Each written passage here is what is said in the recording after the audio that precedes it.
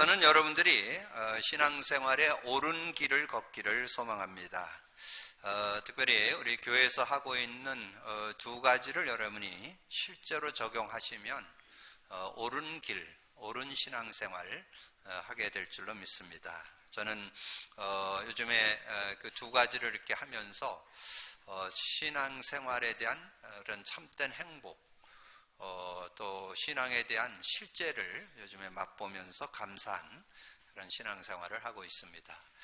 특별히 두 가지는 이 복음 누림 실제, 그러니까 예수 그리스도를 계속 고백 선포하는 그 시간을 통해서 여러분이 응답받는 그런 삶이 되기를 원하는 거죠.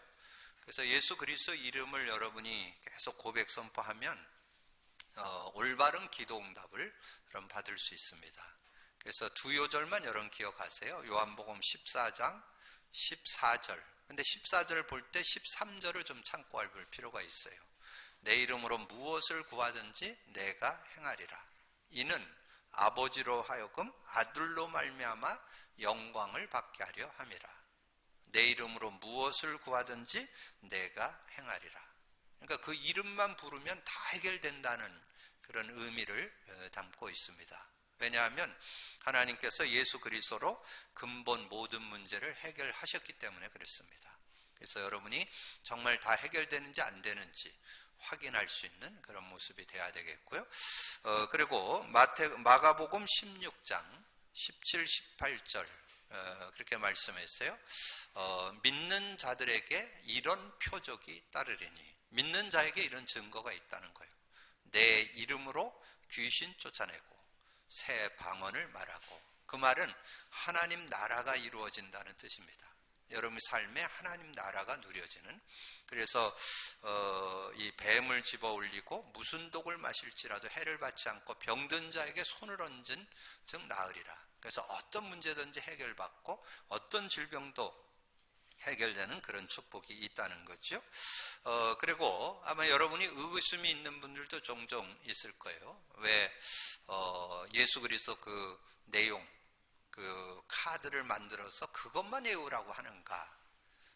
여러분 뭐 좀 이렇게 넓게 예수 그리스도의 그 내용을 가지고 기도문을 만들기도 하고, 뭐 언약기도, 뭐 신분 권세기도, 뭐 이런 또 아침기도, 뭐 24기도, 뭐 이런 기도문 만들어서 하는데, 그걸 여러분 하는 게 나쁘다는 게 아니라 실제 하려면 아주 짧고 단순하게, 아주 간단하게 내용이 있어야 돼요. 그래야 삶에 적용되는지 안 되는지를 확인할 수가 있습니다. 그래서 예수 그리스도를 이렇게 고백 선포하게 되면 그 그리스도의 의미, 그게 실제돼야 되잖아요. 내가 여러 가지 저런 문제들이 오는 게 하나님 떠나서 그렇구나. 이런 질병도 오고 문제도 오고 갈등도 오고 여러 가지 사건이 있는 것은 죄와 저주 때문이구나. 이게 사단의 영향 아래서 있는 거구나. 이렇게 여러분이 지금 여러분 삶에는 그 세 가지가 원인이 되어서 모든 게 오거든요. 그럼 그것이 해결되는 하나님 만나는 길이 하나님 만나는 길이 되십니다. 죄와 저주에서 해방 주셨습니다. 사단이 이긴 권세를 주셨습니다. 이게 실제 적용이 돼야 돼요. 그래서 이렇게 간단하고 실제될 때 그 삶 속에, 여러분 일 속에, 여러분의 미래 속에, 인생 속에 복음이 적용돼야 된다는 거죠. 적용되어서 맛을 봐야, 그래야 넓게 봐도 그 말이 뭔 말인지 이해를 할 수 있습니다. 그래서 여러분이 꼭 그런 것을 기억하고 이렇게 실제 적용시키기 위해서 그렇게 한다는 거. 그래서 이제까지 여러분이 기도문을 만들어서 하는 게 틀렸다는 말이 아니고, 그건 이제 요걸 하다 보면 그 내용이 더 구체적으로 이해되고 확인되는 그런 시간이 되고, 또 우리가 그래서 제가 이제 이 단어 중에 심플이라는 단어가 있습니다. 심플하다 그러잖아요. 그래서 그거를 이 사전에 찾아보니까 군두더기가 없이 산뜻하고 단순하다.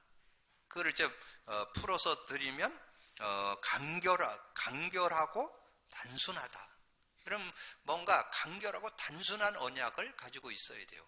그래서 그게 누려져야, 그래 넓게도 누릴 수 있고 깊게도 누릴 수 있고 구체적으로 실제적인 누림을 여러분이 가질 수 있습니다.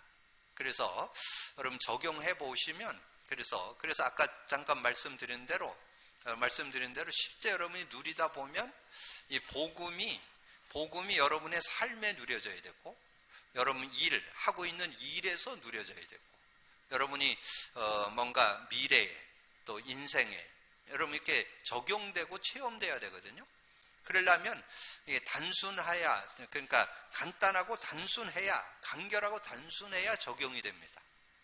그래서 그러지 않아도 적용되는 분들이 있다면 감사한 일이고, 근데 제가 해보니까 또 제가 현장에서 여러 사람들을 접해보니까 실제가 잘 안 되는, 이게 뭐가 안 되냐면 치유가 잘 안 된다는 거, 그리고 뭔가 삶이 변화가 안 일어난다는 거, 그거를 제가 느낄 수 있기 때문에 우리는 그러지 말자는 뜻이죠. 우리는 제대로 정말 여러분의 삶도 되어지고 치유도 되어지고 정말 하나님의 사람으로 온전해지는 축복을 제대로 맛보는 신앙생활이 됐으면 좋겠다. 그런 의미로 여러분 복음 누림을 하고 있다는 거 여러분 아셔서 그 응답받는 여러분 되어지시고, 그 다음에 인간의 문제와 답을 제가 전에는 복음 누림 차원에서 문제와 답을 그리다가 최근에 와서 제가 한 5, 6개월 인간 문제와 답을 이렇게 계속 그리다 보니까 이제 구체적으로 좀 정리되더라고요.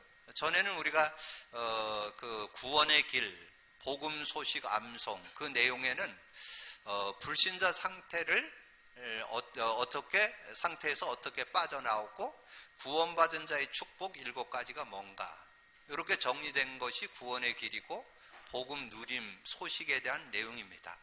그러면 그런 내용들을 여러분이 이렇게 알고 누리는 데는 시간이 많이 걸려요.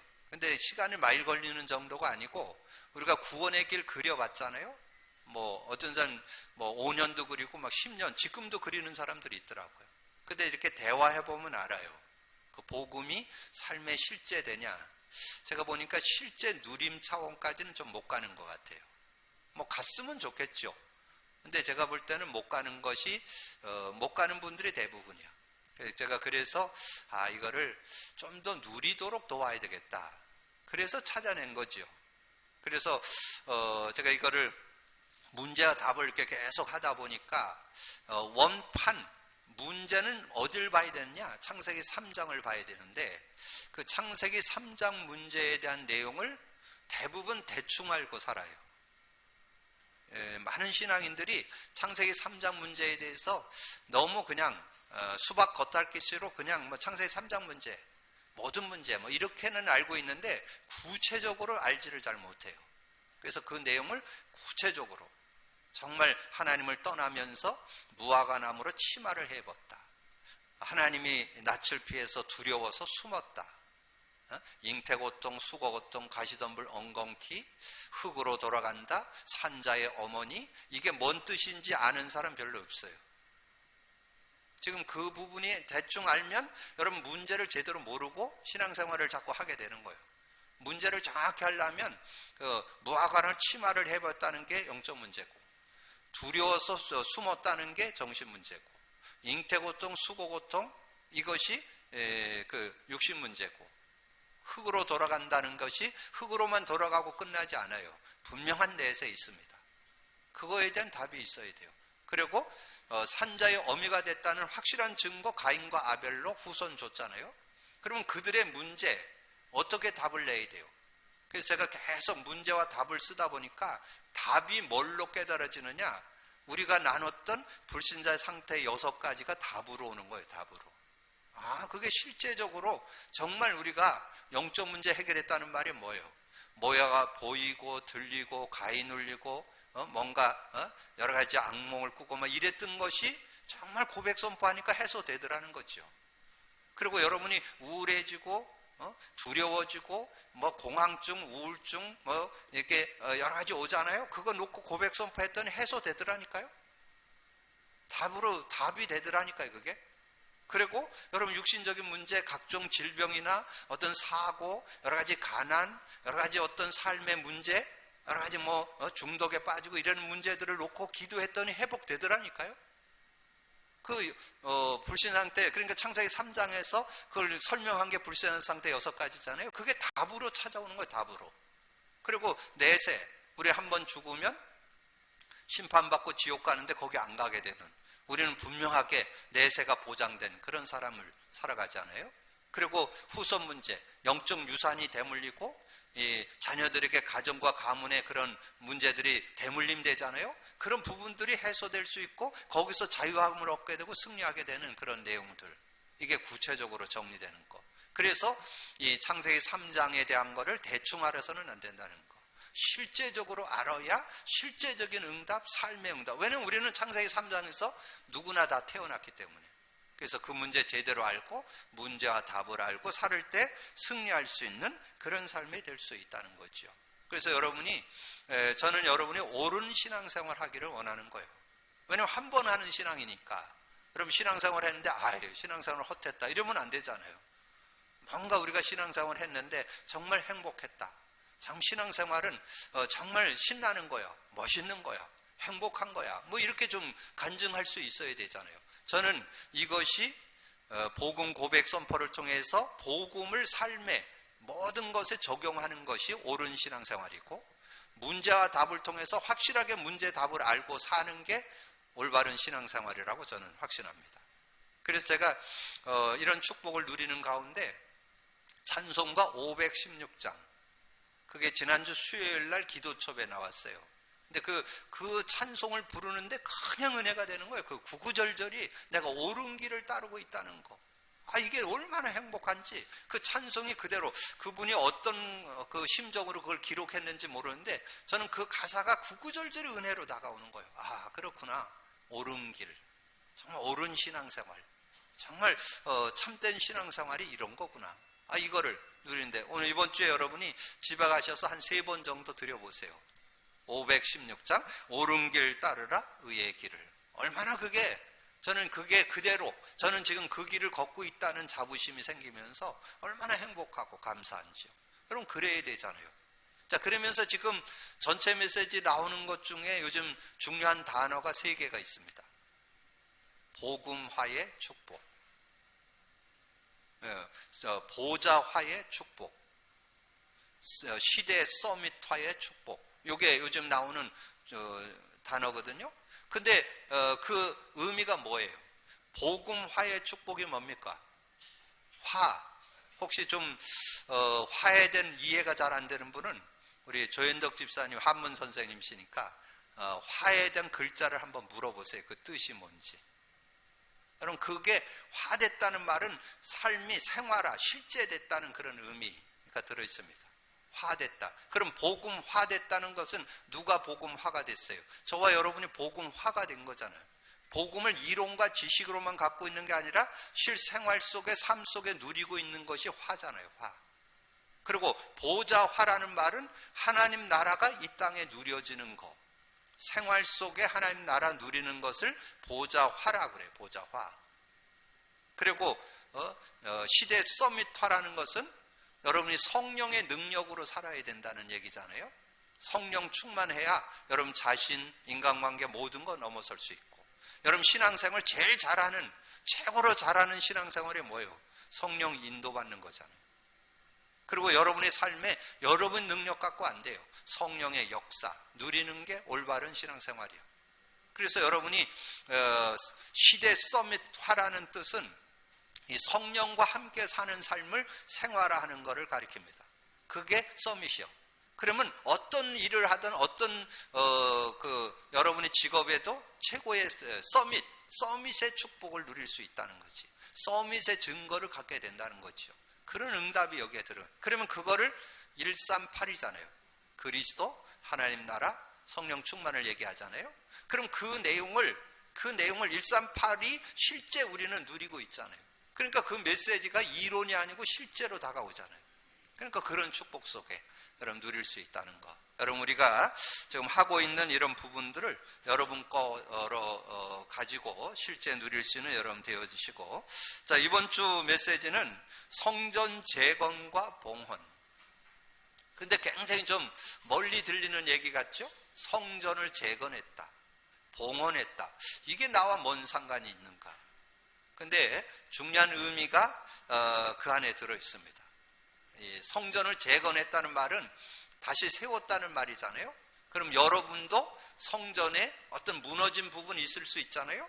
그런 거를 어떻게 세울 것인가? 이걸 좀 정리해 보자는 얘기죠.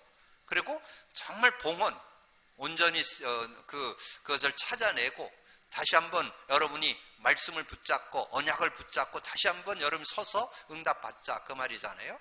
그래서 성전 재건과 봉헌에서 여러분 두 요소를 좀 참고해 볼 필요 있어요. 여러분 자신이 성전이요. 고린도전서 3장 16절. 너희가 하나님의 성전인 것과 하나님의 성령이 너희 안에 계시는 줄을 알지 못하느냐. 우리는 성전, 성령님이 계시는 하나님의 성전이기 때문에, 그러면 오늘 성전 재건과 봉헌에 내 자신을 좀 적용해 볼 수 있고요. 그 다음에 교회 중에 교회는 마가다락방 교회가 가장 모델적이고 이상적 교회죠. 사도행전 1장 12절 14절. 마가다락방 교회는 예수님의 12제자와 거기에 따랐던 70인 제자, 거기와 더불어서 120명의 성도들이 모여서 세운 교회, 세워진 교회가 마가다락방 교회잖아요. 다락방 운동 했는데 사람들이 다락방 운동 그래갖고 비난하고 그랬는데, 그건 가장 어리석은 거예요. 예수님을 비난하는 거예요. 초대교회 마가다락방의 축복을 누리자, 그게 다락방 운동이에요. 이 마가다락방에서 정말 완성된 언약 잡고 기도했더니 사도행전 2장에 자동문이 열리고 모든 현장에, 교회와 모든 현장에 하나님 역사가 일어났다. 그게 사도행전의 증거입니다. 그 축복을 우리가 이 시대에 누리자, 그것이 다락방 운동입니다. 여러분 그 언약을 여러분 잘 잡고, 그리고 요즘에 남은 자 그러니까 33만인가 그 숫자가 아니냐 그랬는데, 그건 어리석은 생각이에요. 성경의 남은 자는 정말 흩어진 자, 나그네, 정말 복음 갖고 일어선 사람을 남은 자라고 그래요. 그런 개념 이해를 자꾸 오해해갖고 엉뚱한 데 시간 낭비를 다 해요. 실제적인 응답을 받는 그런 축복이 있어야 된다. 그러면 교회가, 우리 개인도, 우리 교회가 어떤 축복을 누려야 되느냐? 참 복음만이 선포되는 성전. 여러분 자신도 그래야 되고, 여러분 교회, 우리 교회도 그렇게 돼야 그게 참 교회예요. 참 복음만 선포되는 성전. 어떤 주님이 세운 교회. 마태복음 16장 18절에 이 반석에 내 교회를 내가 세우리라. 주님이 세운 교회. 그러면 주님이 세운 교회는 어떤 고백이 있었느냐? 반석의 축복이 있었고 음부권세가 하지 못하고 천국 열쇠를 소유하는 그런 축복이 있는 교회가 진정한 교회예요. 개인도 그래야 되고 교회도 그래야 돼요. 여러분 개인도 여러분 내가 반석됐다는 거. 나는 음부의 권세, 죄의 권세, 지옥 권세, 사단 권세가 못 건진다는 거. 나는 천국 열쇠를 갖고 이 땅을 살아가는 동안에 천국을 누리면서 사는 그런 인생 됐다는 것. 이것이 진정한 교회입니다. 이것이 고백되는 그런 교회. 그래서 참 예배가 드려지는 성전. 참 예배, 한 여인을 통해서 설명했잖아요. 수가성의 여인이 예수님 만나고 난 다음에 정말 참 예배를 회복했는데, 참 예배는 뭐냐? 영과 진리로 예배하는 것이 참 예배예요. 영과 진리. 영이라는 것은 성령을 소유한 사람이 복음 가지고 하나님께 나아가는 것을 참 예배라고 그래요. 그때 하나님은 찾으시고 만나주시고 축복하신다는 거죠. 그래서 여러분 그냥 불신자가 교회 온다고 그건 예배가 아니에요. 그건 구경을 하고 온 거죠. 진정한 예배는 영과 진리를 가지고 예배하는 자가 참 예배고, 그때 하나님은 만나주시고 모든 은혜를 허락하신다는 거죠. 그래서 수요예배에 예배 요소 4가지 드렸죠. 찬송, 기도, 말씀, 헌금. 그거 할 때 하나님은 만나주시고 은혜 주신다, 그런 말씀을 나눴잖아요. 그리고 하나님이 기뻐하시는 성전.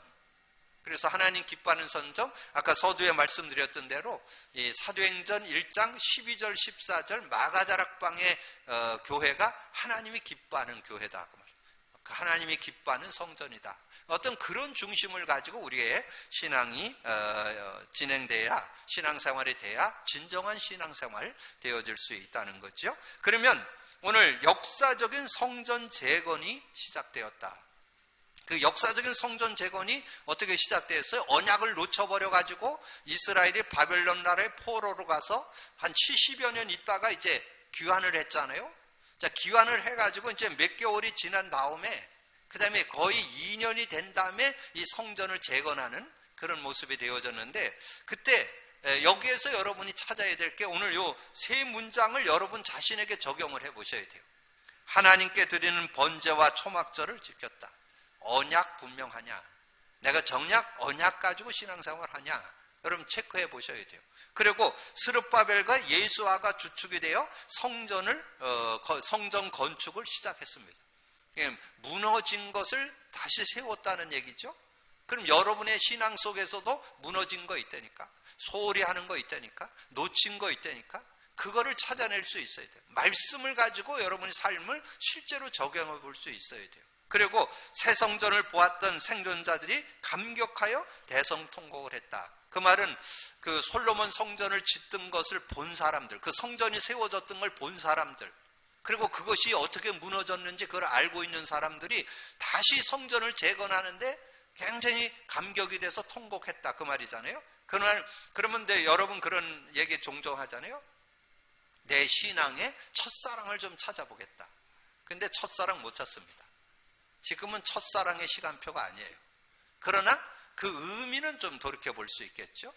그 순수하게 하나님의 그 은혜를 잊고 그 은혜 속에서 살던 그 모습, 그걸 내가 좀 회복해야 되겠다는 거죠. 지금 통곡했다는 말은 그런 의미로 여러분 좀 찾아볼 수 있겠죠. 그럼 말씀을 근거해서 잠깐 상고해 본다면, 하나님께 드리는 번제와 초막절을 지켰다. 자, 3장 1절 2절 봅니다. 이스라엘 자손이 각자의 성읍에 살았더니 7째 달에 이르러 일제히 예루살렘에 모인지라. 여호사닥의 아들 예수아와 그의 형제 제사장들과 스알디알의 아들 스룹바벨과 그의 형제들이 다 일어나 이스라엘 하나님의 제단을 만들고 하나님의 사람 모세의 율법에 기록한 대로 번제를 그 위에 드리려 할세. 번제를 드렸다는 말은 정말 그들의 그 신앙을 하나님께 드리는 그런 모습이 됐다는 것을 우리에게 말씀해 주는 거죠. 그러면서 6절에 여호와 7째 달 초하루에부터 비로소 여호와께 번제를 드렸으나 그때에 여호와의 성전 지대를 놓지 못했다. 5절 그 위에 항상 드리던 번제와 초하루와 여호와의 모든 거룩한 절기와 번제와 사람이 여호와께 기쁘게 드리는 예물을 드리되. 초막절이 나오죠. 그러면 번제라는 것은 여러분이 하나님 앞에 속죄 제물을 드리는 그 언약, 메시아 언약, 그리스도 언약을 제대로 갖고 있는 그런 모습, 그것을 회복하는 것을 말하는 거고, 초막절이라는 것은 이제 어떤 절기 차원에서 우리가 어떤 예배, 하나님 앞에 드리는 예배를 우리가 지속할 수 있는 그런 모습이 되었다는 거죠. 그래서 우리의 삶 속에 놓쳤던 언약이 있다면 언약을 제대로 잡고 누릴 수 있는, 언약에 소홀히 했다면 제대로 잡고 누려야 되고, 또 예배를 소홀히 했다면 예배를 좀 회복하는 그런 모습이 되어야 되겠죠. 자, 그러면서 스룹바벨과 예수아가 주축이 되어 성전 건축을 시작했습니다. 자, 8절 9절에 예루살렘에 있는 하나님의 성전에 이른 지 2년 둘째 달에, 2년이 됐다는 거예요. 지금 아마 돌아온 지가, 귀환한 지가 2년째 달에 스알디엘의 아들 스룹바벨과 요아삭의 아들 예수아와 다른 형제 제사장들과 레위 사람들과 무릇 사로잡혔다가 예루살렘에 돌아온 자들이 공사를 시작하고 20세 이상의 레위 사람들을 세워 여호와의 성전 공사를 감독하게 하며, 이에 예수아와 그의 아들들과 그의 형제들과 감미알과 그의 아들들과 유다 자손과 헤나닷 자손과 그의 형제 레위 사람들이 일제히 일어나 하나님의 성전 일꾼들을 감독하니라. 그리고 뭔가 여러분 자신의 어떤 신앙, 여러분의 교회, 여러분의 성전, 여러분 자신도 뭐 무너진 거, 정말 놓쳤던 부분 어떻게 회복할 건가, 이런 거 정리해야 되고, 교회 속에서도 우리가 놓쳤던 부분들. 저는 요즘에 지금 코로나 시대로 인해서 어떤 새로운 시대의 패러다임이 지금 진행되는 그런 모습이잖아요. 지금 세상에서도 거의 이제 앞으로는 모든 것이 비대면입니다. 대면으로 할 수 없고 거의 비대면으로. 여러분 거의 은행 거래도 거의 비대면으로 바뀌어지는 그런 시대에 살고 있습니다. 그러면 지금 이 시대에 우리가 비대면 시대를 어떻게 활용할 건가? 지금 우리 청년들이 매주 토요일 날 모이는데요. 서너 명 모여서 예배 드리고, 그리고는 요즘에는 이제 줌을 통해서 지금 비대면 예배가 한 명 한 명 지금 계속 연결되어서 들어오는. 그래서 정말 새로운 문화, 어떤 예배의 패러다임이 좀 만들어지는 그런 시간표를 좀 갖는 것 같아요. 그래서 지금 모이는 사람도 한 명 한 명 좀 이렇게 늘어나고, 또 줌으로 들어오는 사람도 한 명 두 명 이렇게 늘어나고, 그러면서 정말 우리가 예배 드려야 할 이유, 기관 예배 드려야 할 이유를 요즘에 찾아내면서 정말 우리 개인이 누리는 것도 있지만 함께 모여서 또 자신이 누렸던 걸 말하고, 또 다른 사람 말했던 거를 누렸던 걸 얘기를 들으면서 이렇게 다시 한번 정말 이 말씀의 은혜를 어떻게 나누고 나갈 것인가 하는 것들을 좀 정리하는 그런 시간들. 그래서 저는 청년 예배가 있어서 여러분과 나눴던 주일 메시지, 또 현장에 누리고 있는 복음 누림, 인간 문제와 답, 그리고 지금 새생명 새생활 교재, 강단 메시지, 이런 것들을 그 시간에 이렇게 정리하면서 많은 것들이 이렇게 정리되는, 신앙생활에 많은 것들을 답을 내는, 정말 이 기관 예배가 얼마나 축복인지 요즘에 새삼 이렇게 느끼고 있습니다. 자, 이런 부분들. 자, 그리고 지금 우리 렘넌트 사역이 전에 없이 더 어려운 시대. 렘넌트들이 모이는 것이 전에 평상시에도 모이기 어려운데 코로나 때문에 더 어려워요. 왜냐면 아이들은 자기 의지로 갈 수 있는 게 아니고 부모들의 허락이 있어야 가야 되니까, 부모들이 못 가게 하니까 거의 못 오는 그런 상황이 되잖아요. 자, 이런 상황 속에 어떻게 할 거냐? 특별히 렘넌트 사역은 앞으로 비대면 사역을 찾아내지 않으면 렘넌트 사역 어렵습니다. 지금 앞으로는 파고드는 전략하지 않으면 어렵죠. 그래서 토요일 주일을 활용해서 렘넌트들을 어떻게 맨투맨으로 파고들 건가, 그룹으로 파고들 건가, 현장으로 파고들 건가, 이거 안 하면 거의 렘넌트 사회가 앞으로 어렵습니다. 앞으로 모이는 거 아마 빨라도 내년 전반기, 내년 6, 7월까지는 아마 거의 모이는 거 어려울 것 같거든요. 그러면 그런 부분을 우리는 찾아내서 이 시대, 그래서 지금 어떻게 보면 초대교회의 모습하고 거의 비슷한 그런 시간표를 우리가 가고 있잖아요. 그럼 이것들을 어떻게 찾아낼 건가? 그러면 모이는 예배와 흩어지는 예배, 대면 예배와 비대면 예배를 얼만큼 조화롭게 움직여 나갈 건가? 이런 거를 찾아내지 않으면 여러분 신앙을 지키기가 어렵다는 거죠. 이런 부분을 우리가 찾아낼 수 있는 그런 부분. 그러면서 첫 성전을 보았던 생존자들이 감격하여 대성통곡을 하는, 아까 말씀 언급드린 대로 여러분 신앙생활 대부분 그랬잖아요. 첫 신앙생활 했던 그것을 여러분 좀 그리워하잖아요. 근데 어떤 그런 신앙생활을 여러분 찾아낼 때 저는 여러분이 정말 올바른 신앙을 찾는 게 뭐냐? 여러분이 복음 누림 맛보시고 문제와 답, 의미 찾아내시면 여러분 바른 신앙 회복한다고 봅니다. 그게 여러분이 첫사랑의 그 신앙을 제대로, 하나님이 원하는 근원적인, 실제적인, 원조적인 신앙, 바른 신앙, 옳은 신앙이 뭐다? 저는 요즘에 그걸 여러분 깨닫고 있기 때문에 여러분이 첫사랑을 좀 사모하는 분들은 한번 그 사랑을 한번 찾아보는 그런 시간이 됐으면 합니다. 근데 이제 이런 역사적인 하나님의 성전 재건이 시작됐는데 방해하는 게 있다는 거예요. 이 사마리아인이라고 명칭은 안 나오지만 이 사마리아인들이 대적했습니다. 항상 어떤 일을 여러분 자신도 그렇고 교회가 뭔가 제대로 이렇게 믿음을 갖고 인도받으려면 방해받는 일들이 있다니까. 그런 거를 어떻게 우리가 풀어갈 것인가 하는 거를 오늘 말씀을 통해서 상고해 볼 수 있겠죠. 자, 이스라엘 대적 사마리아가 성전 재건을 방해했습니다. 아닥스다 왕에게 이스라엘 왕을 고소하게 되고 결국 성전 재건이 중단되는, 이 성전 재건이 중단되는 그런 일들이 일어났다는 거죠. 그래서 이스라엘의 대적 사마리아가 성전 재건을 방해했는데 오늘 읽은 다음 장 4장 1절에 나오죠. 사로잡혔던 자들의 자손이 이스라엘 하나님 여호와의 성전 건축한담을 함을 유다와 베냐민의 대적들이 듣고 이제 방해를 하는 거죠. 스룹바벨과 족장들에게 나와 이르되 우리도 너희와 함께 건축하게 하라. 우리도 너희와 같이 너희의 하나님을 찾노라. 아수르 왕 햇살 하돈이 우리를 이리로 오게 한 날부터 우리가 하나님께 제사를 드리라 하니, 자신들도 예배 드리고 예배하는데 함께 일하게 해달라는 거죠. 그런데 그들은 그런 의도로 지금 함께 하려는 게 아닙니다. 뭔가 같이 들어가서 더 방해하고 그걸 못하게 하려는 의도가 있는 거죠. 그래서 이런 부분들을 여러분 좀 분별해낼 수 있는 그런 모습. 그래서 4절부터 이로부터 이 땅 백성이 유다 백성의 손을 약하게 하여 그 건축을 방해하되 바사왕 고레스의 시대부터 바사왕 다리오왕 즉위할 때까지 관리들에게 뇌물을 주어 그 계획을 막았으며, 이 뇌물, 물질을 공세를 해갖고 그걸 막았다는 거죠. 또 아하수에로가 즉위할 때에 그들이 글을 올려 유다와 예루살렘 주민을 고발하니라. 그래서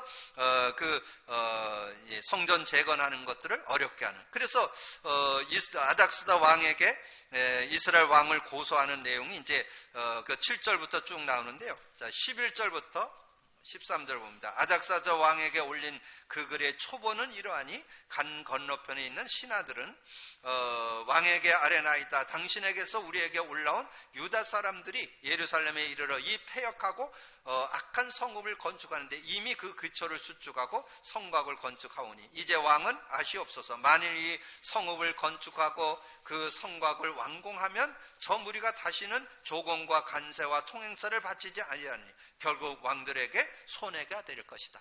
이렇게 이제 왕에게 이스라엘이 성전 건축하는 그런 부분들에 대해서 알리는 그런 내용이 나오죠. 자, 그러면서 18절에 너희가 올린 글을 내 앞에서 낭독시키고 명령하여 살펴보니 과연 이 성읍이 예로부터 왕들을 거역하며 그 중에 항상 패역하고 반역하는 일을 행하였어요. 옛적에 예루살렘을 다시는 큰 군왕들이 있어 강 건너편 모든 땅이 그들에게 조공과 관세와 통해서를 다 바쳤도다. 이제 너희는 명령을 전하여 그 사람들에게 공사를 그치게 하여 그 성을 건축하지 못하게 하고 내가 다시 조서를 내리기를 기다리라. 결국은 이렇게 방해 공작에 바벨론 왕에게 그것을 이스라엘 왕을 고소해 갖고 결국은 그래서 어떻게 했어요? 성전 재건, 결국 성전 재건이 중단되는 결론을 내게 됐죠. 그게 23절 24절이죠. 23절 24절에 아닥사드 왕의 조서 초본이 rum과 서기관 심세와 그의 동료 앞에 낭독되며 그들이 14사람을 급히 가서 유다 사람을 보고 권력으로 억제하고 그 공사를 그치게 하니 이에 예루살렘의 하나님의 성전 공사가 바사왕 다리오왕 제2년까지 중단되니라. 결국은 중단되는. 그래서 여러분의 그 자신이 교회고 우리 교회가 이렇게 뭔가 정말 하나님 안에서 정말 갱신할 걸 갱신하고 하나님 안에서 믿음으로 이렇게 인도받으려고 하는 여러 가지 모습 속에 방해가 많다니까. 근데 제일 방해가 뭔지 아세요? 여러분이 가지고 있는 고정관념이에요. 여러분 가지고 있는 어떤 신앙생활했던, 여러분 가지고 있는 지식이 여러분을 정말 올바른 신앙, 옳은 길. 저는 여러분이 어떤 이렇게 제가 여러분에게 강조하는 그런 부분들이 제 걸 가지고 여러분이 하려고 안 합니다. 저는 항상 늘 성경에 맞는지 안 맞는지 확인해 보고, 그리고 그것이 더 유익한지 유익하지 않은지. 아까 여러분 도입 부분에서 설명드렸던 신앙 고백, 예수 그리스도를 고백 선포하는 것이 얼마나 큰 축복인지 저는 얼마나 요즘에 행복한 신앙생활이 되는지 몰라요. 정말 어떻게 보면 요즘에 최고의 신앙생활, 최고의 하나님 은혜를 누리는 시간표. 뭐가 될 때? 두 가지. 예수 그리스도 고백 선포를 통해서 그리스도의 의미가 삶에, 일에, 여러분의 어떤 그 미래의 인생에 적용되는, 실제 적용되니까 전혀 무리 없이 이 말씀들이 깨달아지고, 그 다음에 문제와 답을 여러분이 정확한 진단이 있어야 처방이 나오잖아요. 정확한 진단은 창세기 3장이에요. 정확한 답은 이번 주 찾아냈어요. 불신자 상태 6가지가 답이요. 그걸 해결하는 응답이 예수 그리스도 안에 들어있다는 거. 이걸 깨닫게 되는 거 얼마나 행복한지요. 얼마나 감사한지요. 여러분 삶에 정말 치유될 수 있고 회복될 수 있고 누려질 수 있다면 그것처럼 좋은 게 어디 있어요. 얼마나 감사한지요. 그러면서 말씀 나눴던 거, 여러분 지난주 나눴던 말씀 중에 여러분 주제 요절로 드렸던 것이 에스라 2장 64절이잖아요. 온 회중의 합계가 42,360명이다. 근데 그거를 제가 이사야를 들어서 말씀했죠. 작은 자가 천을 이루고 약한 자가 강국을 이룬다. 근데 제가 그걸 계속 묵상하는 중에 말씀의 짝이 딱 떠오르는 거예요. 사도행전 2장 41절. 여러분 사도행전 2장 41절이 뭐예요? 그 내용이 정말 이 초대교회가 복음의 언약을 회복하고 그 누림 속으로 딱 들어가니까 3,000 제자, 3,000 성도가 일어났다. 근데 여러분 3,000 그러면 3,000이 어떻게 일어나? 근데 어렵지 않아요. 초대교회 성도들이 한 120명 됐잖아요. 한 명당 30명 정도, 약 30명 복음 전하면 3,000 됩니다. 여러분이 한 30명만 복음 전하면, 그러면 30명에게 복음 전해서 그 사람이 여러분 양육하는 사람 만나려면 300명 정도 영접운동하면 30명 정도 여러분이 말씀운동이 됩니다. 그럼 그 30명 중에 제자화 되는 사람은 3명. 그래서 그 333 운동 그렇게도 얘기하는 거예요. 어쨌든 그런 응답들이 이렇게 되잖아요. 그리고 여러분 어제 여러분 그 금요일부터 있는 중자 대회 메시지 여러분 들으셨어요? 저는 1강 들으면서 그 본론에서 한 문장을 딱 썼어요. 뭘 썼느냐? 복음화의 흐름 속에 있는 미래교회. 어느 교회일까요? 저는 우리 교회가 복음화의 미래 속에 있는 교회라고 믿습니다. 복음화가 뭐예요? 복음이 실제 생활 속에 삶 속에 누려지는 것을 복음화라고 그래요. 그럼 복음화의 흐름 속에 있는 우리 교회가 앞으로 어떤 응답 받을까 기대되죠? 미래교회로 하나님 축복하실 겁니다. 그래서 바벨론 다리오 왕 때 성전이 재건되어 완성되었습니다. 아무리 방해 있고 그래도 결론은 하나님이 역사하신다는 거예요. 결국은 역사적 근거를 가지고 다리오 왕께 호소하게 되죠. 다리오 왕이 되었는데, 바벨론 왕이 됐는데 그 왕한테 호소를 한 거예요. 뭘 가지고 호소했느냐? 예전에 고레스 왕이 이렇게 조서를 내렸는데 당신도 그 한번 왕궁에서 그 왕궁에 어떤 기록된 그런 것을 찾아내 갖고 그거를 좀 해달라고 이렇게 얘기를 하잖아요. 그래서 어떻게 됐어요? 고레스 왕의 조서를 확인하고 다리오 왕이 성전 재건의 조서를 내리게 되는 그런 모습이 나오잖아요. 그러니까 여러분이 정말 가지고 있는 그런 문제들을 놓고 우리는 그냥 어떤 감정으로 이렇게 하는 게 아닙니다. 실제 사실을 가지고. 그래서 어떤 여러분이 일들을 여러분이 고치거나 새롭게 할 때 근거를 갖고 해야 돼요. 근거를. 그냥 막 해갖고는 안 돼요. 그러니까 이것을 새롭게 시작하는 사람이 역사적 근거를 가지고 다리오 왕께 호소하고 고레스 왕의 조서를 확인하고 다리오 왕의 성전 재건을 조서를 내렸다는 것을 얘기하잖아요. 그러니까 그거를 다리오 왕이 진짜 찾아보니까 고레스 왕이 그렇게 했던 것을 발견하게 되잖아요. 그래서 그걸 가지고 다시 조서를 내려서 마침내 제2 성전, 이 제2성전을 스룹바벨 성전이라고 그래요.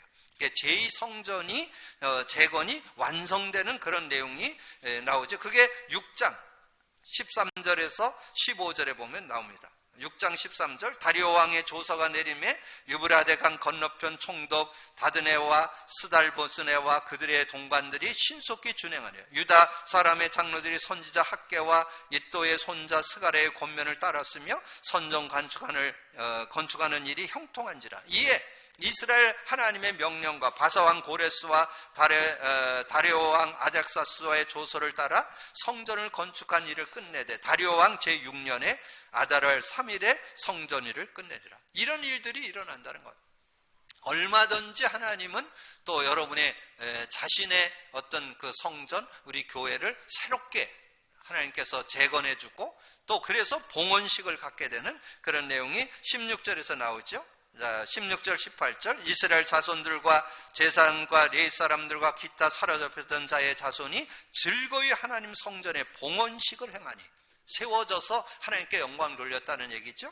하나님의 성전 봉헌식을 행할 때 수소 100마리와 순양 200마리와 어린 양 400마리를 드리고 또 이스라엘 지파와 수를 따라 순염소 12마리로 이스라엘 전체를 위하여 속죄제를 드리고, 제사장은 그 분반대로 레위 사람들 그 순차대로 세워 예루살렘에서 하나님을 섬김에 모세의 책에 기록된 대로 하게 하였더라. 그래서 여러분이 정말 성전 재건과 봉헌의 축복을 저와 여러분들이 누리게 될 줄로 믿습니다. 여러분 자신들이 성전입니다. 우리 교회가 성전인데 우리 교회, 여러분 자신과 교회가 하나님 앞에서 어떻게 재건되고 봉헌했다. 봉헌되었다는 게 이제 하나님께 영광을 돌리고 하나님께 감사하는 그런 모습이 됐다는 거죠. 근데 그것에 대한 중요한 베이스가 뭐냐?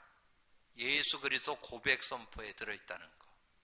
인간 문제와 답을 계속 여러분 십자가 그려보세요. 그 속에 들어있습니다. 여러분 그 안에서 진정한 신앙을 찾아내셔야 돼요. 진정한 신앙생활, 진정한 신앙의 옳은 길을 찾아내고 그 응답 속에서 정말 감사하고 그 은혜 속에서 참된 신앙생활의 참된 맛과 행복을 찾아내는 여러분 되기를 주님의 이름으로 축복합니다. 주님 감사합니다. 오늘도 귀한 은혜 주시고 또 귀한 말씀 나눌 수 있도록 은혜 주신 거 감사합니다. 오늘도 듣고 나는 말씀 속에 우리의 참 신앙을 회복하고 신앙의 참된 행복과 맛을 찾는 우리 모든 성도들 되게 하여 주셔서 오늘 이스라엘이 성전을 재건하고 봉헌했던 것처럼 하나님 앞에 무너졌고 아버지님이 놓쳤던 부분을 회복하고 하나님께 봉헌하여 영광 돌리는 우리 모든 성도들 되게 하여 주옵소서. 감사거리 주님 예수 그리스도 이름으로 기도하옵나이다. 아멘. 찬송가 314장